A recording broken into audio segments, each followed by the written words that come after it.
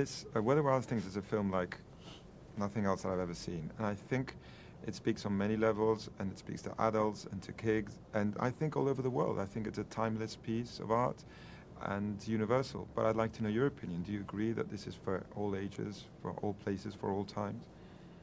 Yeah, I mean, I don't know for all ages, because I think there's like really little tiny kids, like 2, 3-year-olds, 4-year-olds, I don't know, but for young kids, and all the way up to infinity, yeah, and I think at a certain point for everybody. I mean, I think that Spike did something really special inside of it. He like went to like this sort of primal thing, this thing that's connected to all of us, this need to connect, this need to belong, this need to understand our place in the world, you know, how to be our complete selves, you know, and these things are like so universal that at a certain point, you know, kids start living in them, and then as an adult, you continue to live in them. And probably in the next lifetime, you're still trying to, as Xeons, like, you know, just connect with things too. Catherine, what do you think? Yeah, I think it's, along with the fun and the great joy and the freedom, it's tough being a kid, and it's tough being an adult, and it's tough, really tough being a parent, and you feel out of control a lot of the time. But the book and the movie is done in a joyful way. And the books generally, especially a beautifully, sparsely written book like this, leaves so much to the imagination. And I can't believe that Spike has made a movie that is so satisfying, yet still leaves so much to the imagination. But he's done it. What's the question again? Yeah. If you think that it's a universal story and for all ages, I mean, what do you think? Oh, yeah. Yeah, I mean, this book was published in 1963, and clearly it is deeply embedded in all of our collective psyches for a reason. And I think it's a great poem, and then Spike made a movie that is really in the spirit of that beautiful little jewel of a poem that Maurice Sendak wrote, and yeah.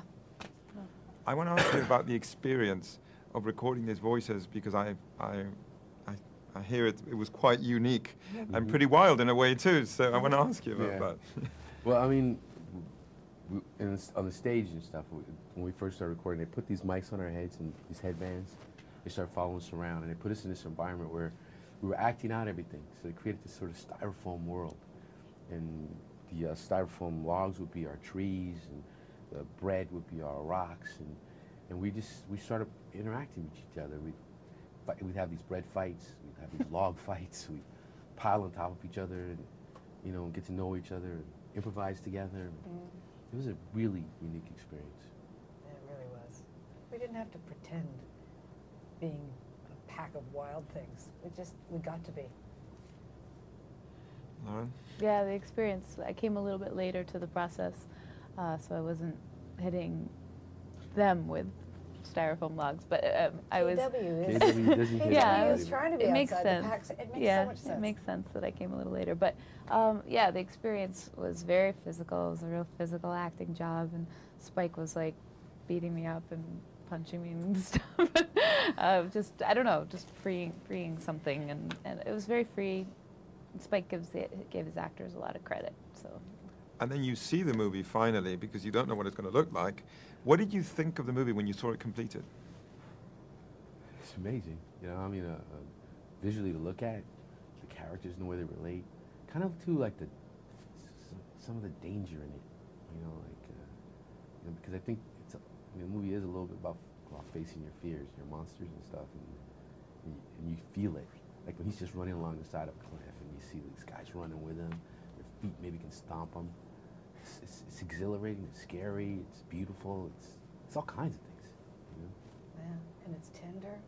The compassion that Max seems to feel at the end for the wild things when he leaves them, and his being outside of himself to go home. Maybe he's thinking of his mother then.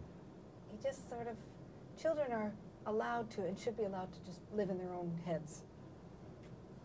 But it's beautiful when a child comes outside of himself and thinks of others too. And that's there. And it's just amazing looking, and I am really grateful to have been a small part of this. Yeah, I mean, I think that the movie is visually stunning. I really can't believe how beautiful it is, and sounds and looks, and just the use of technology. I feel like he